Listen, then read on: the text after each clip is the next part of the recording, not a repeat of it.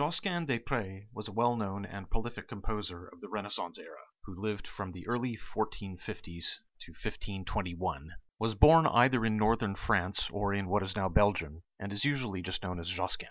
He worked in several significant contexts in France and Italy, as a choral singer or music master for the court at Provence, then probably also for King Louis XI of France, for the Sforza family in Milan and then Rome, especially for Cardinal Ascanio, for the papal choir, and for the Duke of Ferrara.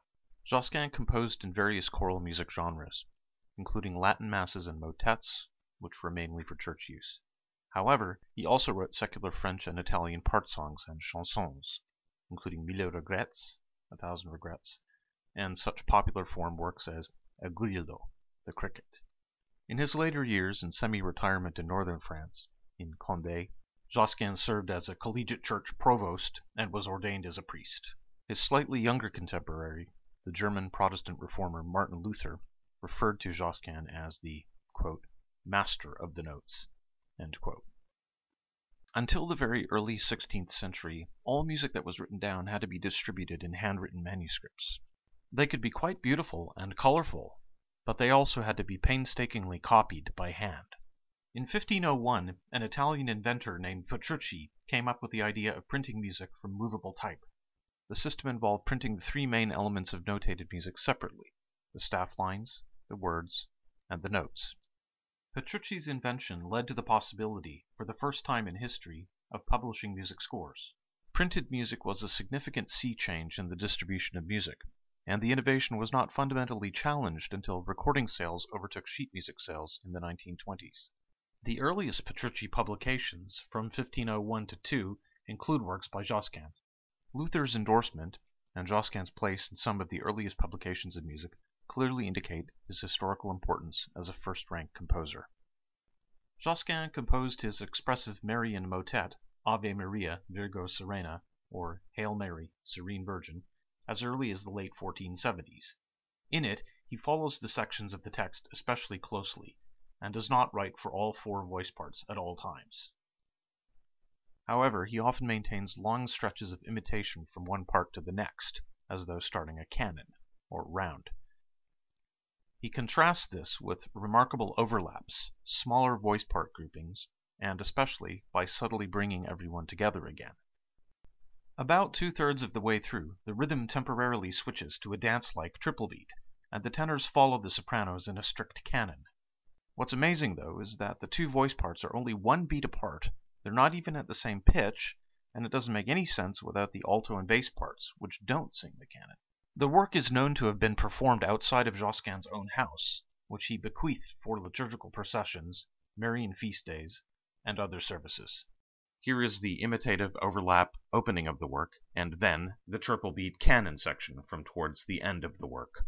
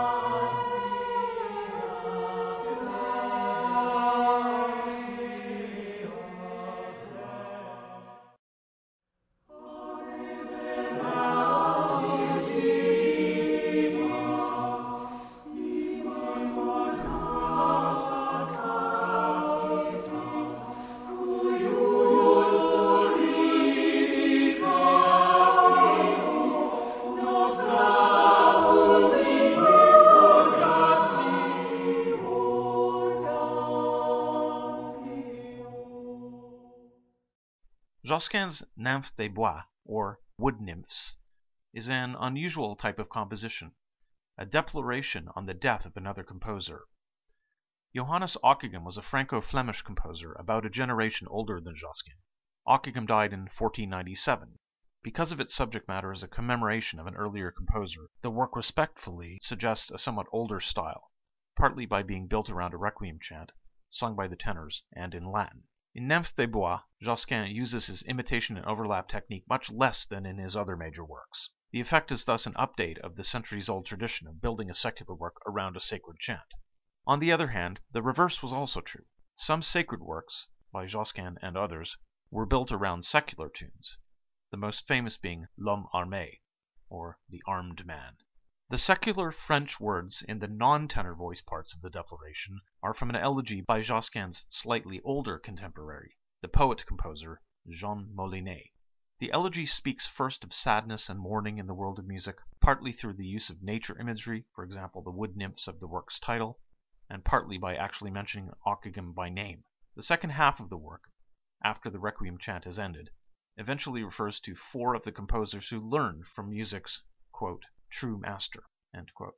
These are Josquin, Brumel, Pirchon, and Compère, and Ockeghem is referred to as their now lost father. Everyone ends together in a combined, brief Latin Requiem section, but then Josquin also concludes it with an imitative Amen. Here is the polyphonic opening of the work, and then the opening of the second half of the work, the section mentioning the 4 composers, starting with Josquin.